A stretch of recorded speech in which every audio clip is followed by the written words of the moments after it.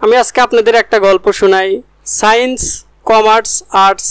আসসালামু আলাইকুম ওয়া রাহমাতুল্লাহি ওয়া বারাকাতুহু। আলহামদুলিল্লাহ, আল্লাহ তাআলা লাখ লাখ শুকরিয়া।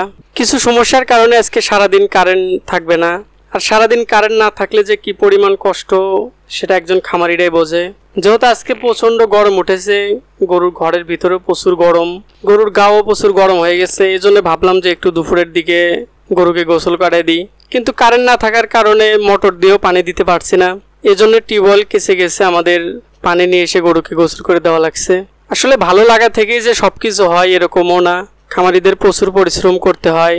আপনারা যারা ভাবছেন যে কিছু টাকা আছে খামার শুরু করব, আগে সব কিছু বুঝে শুনে ভেবে চিন্তে আসতে হবে যে খামারে কতটুকু সময় দিতে পারবেন, কীরকম পরিশ্রম করতে পারবেন। আমার এই গরুগুলোকে গোসল করাতে 3 বালতি করে পানি লেগেছে, টিউবওয়েল থেকে আমাকে 9 বালতি পানি নিয়ে আসতে হয়েছে, তারপরে গরুর গায়ের উপর ঢেলে দিতে হচ্ছে। এরকম প্রতিনিয়ত কিছু না কিছু সমস্যা লেগেই থাকে খামারে। কারেন্টের সমস্যা, গরু কম খাবার খাচ্ছে, গরুর একটু ঠান্ডা লাগছে, দেখা যায় যে রাত 1টার সময় একটা গরুর দড়ি ছিঁড়ে ফেলাইছে, ওই সময় ঘুম থেকে উঠে এসে তাকে আবার দড়ি দিয়ে বেঁধে রাখতে হয়। তারপরেও আলহামদুলিল্লাহ কিছু ভালো লাগা কাজ করে, কারো দায়বদ্ধতা থেকে বেঁচে থাকা যায়। যতই পরিশ্রম হোক তারপরেও নিজের মতো করে কাজ করা যায়। আমি আজকে আপনাদের একটা গল্প শোনাই, সায়েন্স, কমার্স, আর্টস।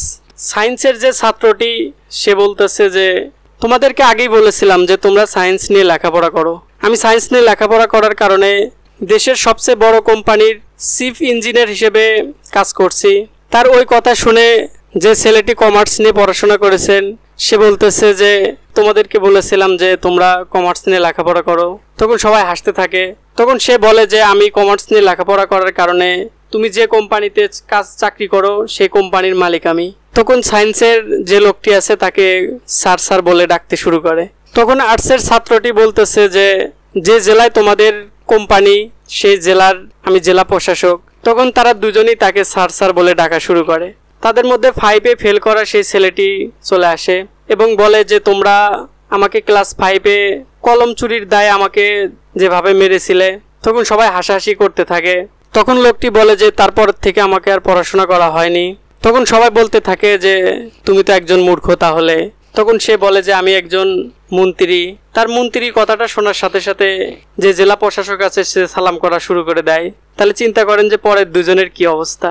এই গল্পটা বলার উদ্দেশ্য হলো যারা লেখাপড়ার দোহাই দিয়ে কোনো কাজকাম করতে চান না তারা অবশ্যই লেখাপড়ার পাশাপাশি কৃষিকাজের কোনো সাইটে জড়িত হবেন।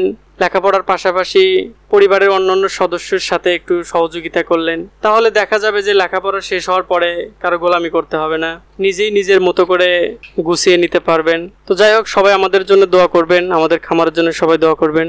আল্লাহ তাআলা যেন আমাদের খামারের মধ্যে বরকত দান করেন। হাসবুনাল্লাহু ওয়া নি'মাল ওয়াকিল। বান্দার জন্য আল্লাহ তাআলা যথেষ্ট। আসসালামু আলাইকুম ওয়া রাহমাতুল্লাহি ওয়া বারাকাতুহু।